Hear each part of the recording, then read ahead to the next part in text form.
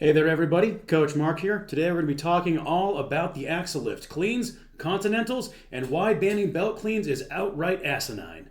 But before we dive into today's topic, make sure to find me over on Instagram as Coach Mark Estrabio. Also, I offer one-to-one coaching. It's what I do full-time. Odds are really good. I'd love to work with you, and there is a link down in the description box you can hit if you're interested in applying. But with that being said, let's get into it.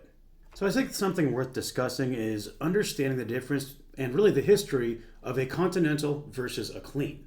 The continental implies that the bar is going to make contact with either the body or the belt line. This technique was especially popular So I think something worth discussing before we really dive in is understanding the difference between a clean and a continental in the historical context.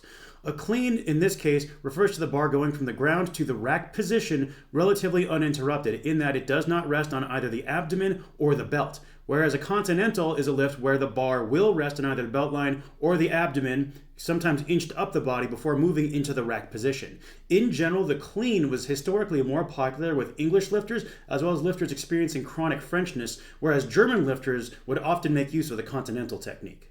So the term continental clean is sort of a misnomer because they're two divergent styles. So something that I think is worth touching on is the belt clean, or more accurately, the belt continental. If you look at this illustration and the accompanying text, that comes from Arthur Saxon's 1908 textbook of weightlifting. And you'll see right there, it says very clearly the belt is often worn large for the explicit purpose of acting as a perch for the bar before it moves into the rack position. Banning this technique, quite bluntly, is historically illiterate. I've never understood why it is a promoter might allow a suit on a deadlift, but then ban the belt clean. Again, just a personal pet peeve of mine, and I should correct myself, the belt continental, not the belt clean. That one's just a little bit of a side tangent there, but also a fun little piece of history for you.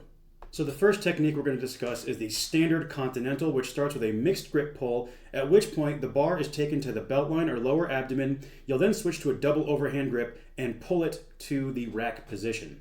This one is the classic default. It served lifters of all eras and sizes, from Arthur Saxon to Big Z.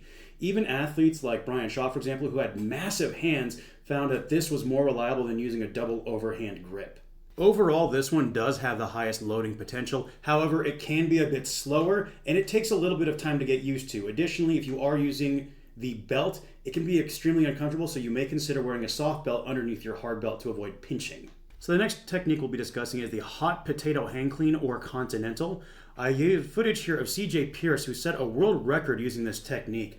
370 pounds at a body weight of 198. So the big thesis with this technique is you're going to pull with a mixed grip before moving into a double overhand hang clean or hang continental. One of the big advantages of this technique is it's very quick and very explosive. Now, his main use case for this these days is he uses it for moderately heavy medleys where you can't double overhand clean the axle, but you can execute what he calls the flip and hip. He'll also states that it works really well with a reactive press, where once you catch it, you use that force recoil from the catch to power into the next push press. This one is my honest personal favorite as far as technique goes. I find it's very fun, very reliable, and feels just good all around. It is worth mentioning this one does not have as high a loading potential as the traditional continental, but it's sort of like looking at this as the log 1 motion versus the log clean and press. There's different use cases for different forms. So this is something worth mentioning, and that is the split continental. This isn't so much a distinct style as it is just a way of adapting the second phase, where you go from either the belt line or abdomen to the rack position. So rather than doing a traditional power style clean, you would instead use the split. And this can be really advantageous, as for some lifters, they find they're going to cycle their reps more quickly. Or in my case here, what I found is at this time I was roughly 187 pounds, and this was 255 on the axle. I didn't have the mass to heft it, so this allowed me to get under it a bit more quickly. Because again, the axle doesn't have the whip and oscillation that you'll find on an Olympic weightlifting barbell, this technique just simply allows you to drop a bit lower without as much need for refined technique on Olympic variations if you're someone who hasn't really trained them.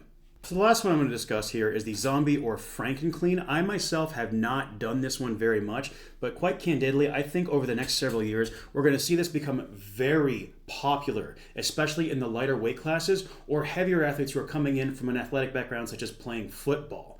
For mechanical lifters, I think the case for this is pretty straightforward. Less body mass means that a standard continental just isn't going to work as well. This one allows the lighter lifters to exploit their higher relative strength versus heavier lifters, and it completely sidesteps the belt clean. So if you do have a promoter who feels like making their show special for some reason and banning it, this just sidesteps the issue entirely.